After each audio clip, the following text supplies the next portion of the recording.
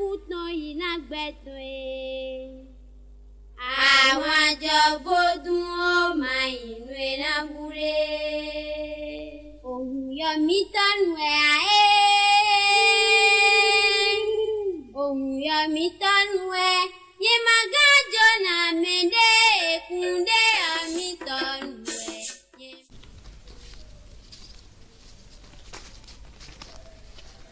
Métier wendo yi medegbe émission mi ton vivre de no dondo nu mesin lego de no dondo ko yi to do mi tongo parce que mille défis l'authenticité culturelle nous yi mi tonne mina batona nu titembe nous yi nu mesin mi tonne nous yi togbo mi tonne jodo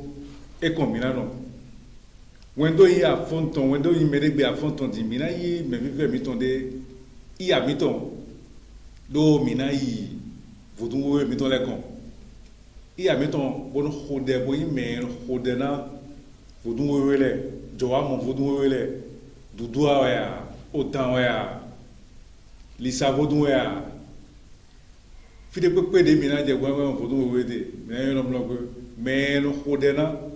to kande vie si zoomé minu yoro dudu asi now maman Roland boy tinto kandeve mi sogbe mi to se po ya fondi to medegbe tv di na mi ndo se ko pedero ete wen dudu alo do ajefide ya no dudu awe ajefide ya no dudu awe ete bla bona vodun de frère boy zi le nu wewere ya no dudu awe mina cambio yero tu dois ne bio eti susu ya ne kan susu na eno yo egbon me tile mi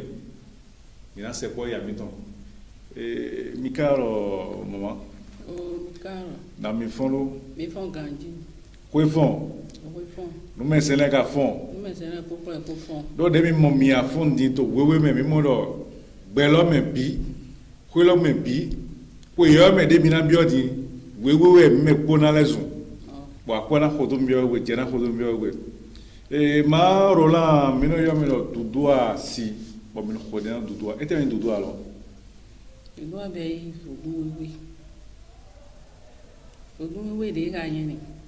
eti na fenda gbe ayo meton eti na nyona o tora po paso no melo tin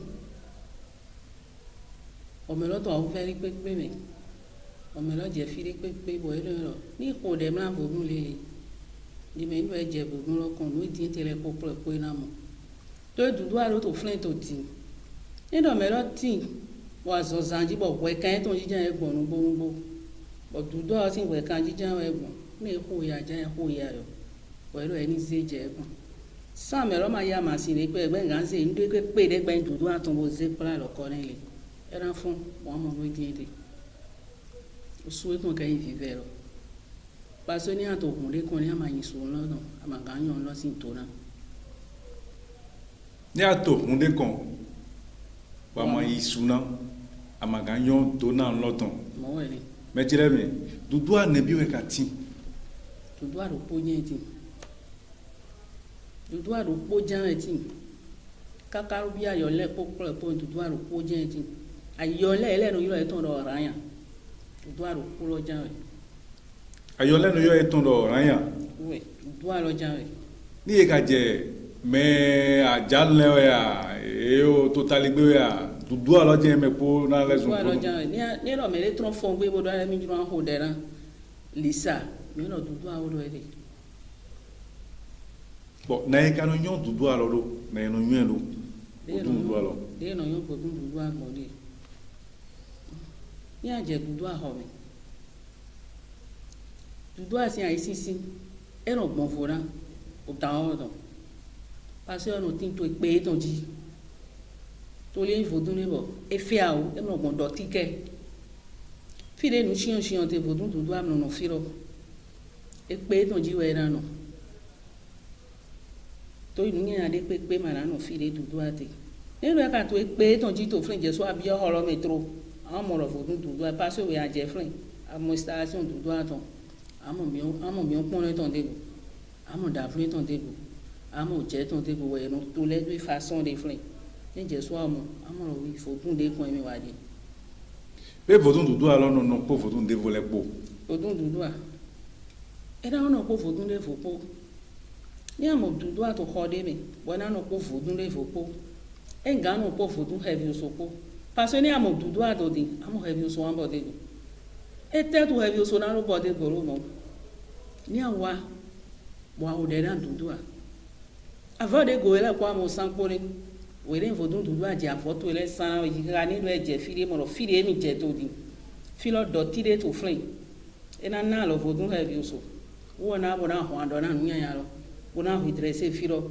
bo dudu na mo tero je aso ton wa jiga je fire abo sisan je ton na ko tero wele nu lo fe nda gbe je ton de si ro ran je na we mo ere Eti di me nyuan baya liyo bo eto alilo jirado bo ya je fili bo mo ati gbode alilo to ira yo katabila ya yo grade ira won alilo wo yo so de to dudu apa wo yo so de apa e no ni e tron so go vodun de voler gan no ko dudu apa to khoro polo me ya no be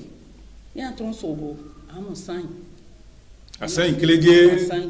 sa po ma go ajo amo wo lo to so to flin to di e so tin na dagbe wa mo so tin mo gba won mo wẹ̀rí òtèmọ́lọ́jẹ́ nkùnrọ̀nà tó gèrò kó yíbo náà gbà wọn lẹ̀ kókòrèkó ndìmẹ́lẹ́ lọ sùn gbà wọn ẹ̀tọ́ lẹ̀ kókòrèkó lè bẹ̀ yà dàgbèdè dèmí lẹ̀ kókòrèkó mìíràn mọ́. ene godo vodun devo maso gano gbogbo ba kabe ge po vodun de lewe mìíràn mọ̀ tán lisa mìíràn mọ̀ tán yẹ́rọ mi mọ̀ tán lọ wọ́n flint tó di wọ́n sọ́sọ́ wà sọ ẹ̀ dán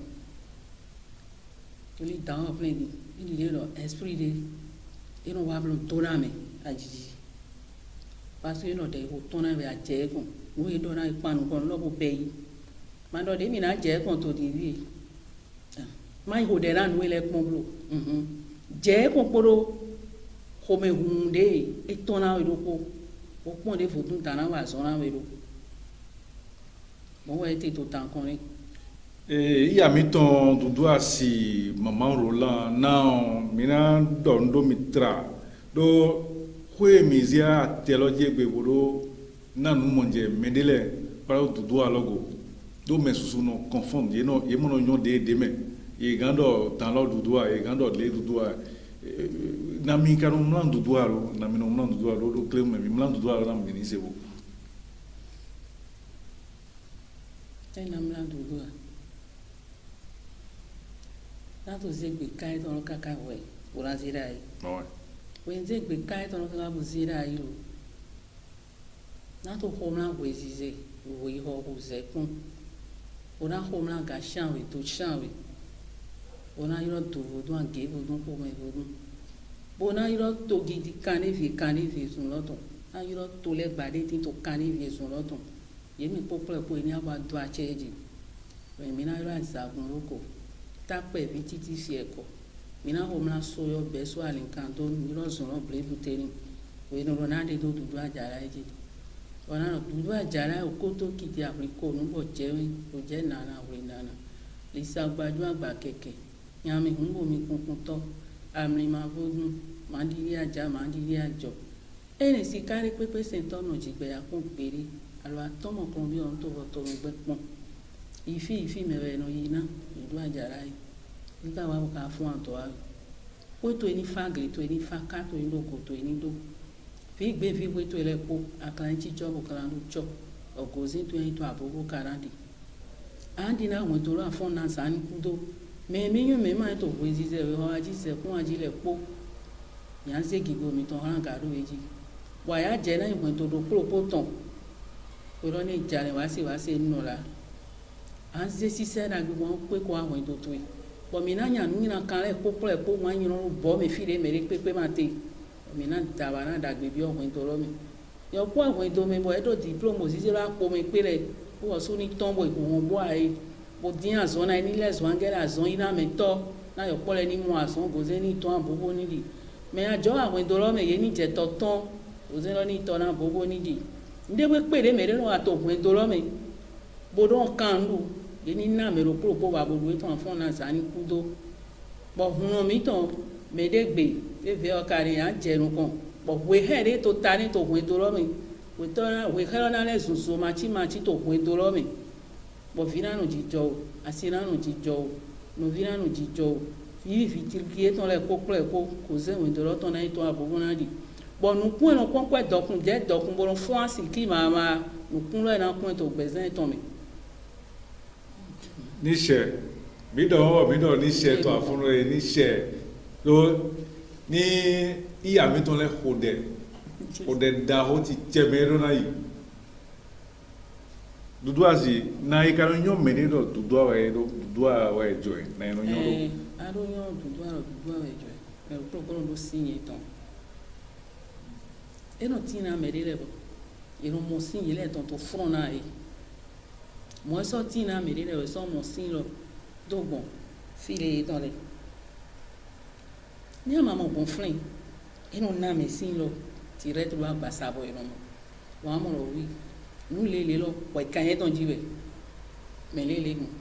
sin lo ka ti me no de a mo nu we ya gbasa to po wa mo amo lo sin lo eyin wewe lo bo to profond bi o lan lo me e yo si to di me no nu kan mi bo ekubo filo iwewe si yene o ni do mo le jo me ri bo me lo le du kaka bo ko gwan du si bo gwan mi bo e ma yin ro po e kan ni ji we mi gbon ni do e to nu kaka na ko te go ja atabo no so ba je me de ba ra nlele no chi lele ni we wa kule lo ba je filo ye na do no we kan lele ji we agbon be nu e de ji agbon lo lo eto yewa dowe ni aka je kon ti ile nu e no wa na lo to hen to mi wa lo o pon de na igbon la we ní ààyè wẹ́ntẹ́mẹ́ wẹ́ kambio edo ani wa lo bona pon de na no do etele dudu anu yi etele no do dudu anu yi miel òwìn eno ya han vivi àwọn vivi eno ya owe eno ya vi eno ya ta eno isukle eno ya bokun eno ipo kula suru po asiru po ne dudu anu ile ni nuwe dudu anu ile ne nuwe don khore na dudu ale ne ils ont des bonbons pour akla tisisen le bonbon akla ati sisen we gbe nu dagbe bo nunu bo maye nuwe na to tuklame ekere dudu anu ni ka du godoro enu abe dokulo jona me wa khode ne mele gan fon son ko tegbe bodo a gbe nwe khode na dudu aya dudu ma gbe meri peperi melo gango ma dudu ajijo wa ro nu e die juro mi so pa ni sepo ebe bo melo ra sepo bo na ro khode ni bo ne mo ro melo de ho ni mi do nde dinja melo te bro to e de wa e ma ze melo ton ro go do re e do na melo nu e die te ro ja e no du nu me to aho ero vodu nu me semi ton le mo du nu me to aho jesu bon ma so e ho nu aho wo lo asen humro do na e ho nu aho bo vesin lo yedu fogoto ira ya odona we mejelemi ni na cambio ya mi don do inna mi hangbero po hangbede ero di ni do to dudu asin asonwa hangbede ero di inna mi hangbelo kele mu lo po na mi ni se boro nyo ero hangbe ni mi se fide pepe eje wole bo mi ero dudu ani ero bi mla fine ne par exemple ero mi la una dudu oni waju mani onye do pele mi awule na onye ro mi na ha e don ye o we mi lónìí o we o dudu we mi lónìí o ari mi no jiro ni onen so inu kon peri o me fun le ina yi mo aji we kaka mi na fo we na la una onye ton poro e jo na wa ho ni e mi no be yiro ni le ka ya onye ton ne e ma so di hande bo e na lo polo ha ne lo je lo ji kaka so iro kaka so iro parce que à toi awule ni we awule na onye ana ni we donc onye ana si an de le ati o ha ni lo na ji kaka so iro mejele ero la una onye lo onye ma e onye mi ton da ho di ole awon me vesin do ero wi abato atona dudu awon ohun gbenu ko eno yin mo me modona me nyo e je ganyo e imi o don sekpo ye ina na mi tumo wala na mi prondego mi do wendo yin me de gbe ton mi ya mi ton dudu asi de no yoro mama Roland to kande vie mi sogbe to hunde konvi hunde konhwe mina iboa e wede bolo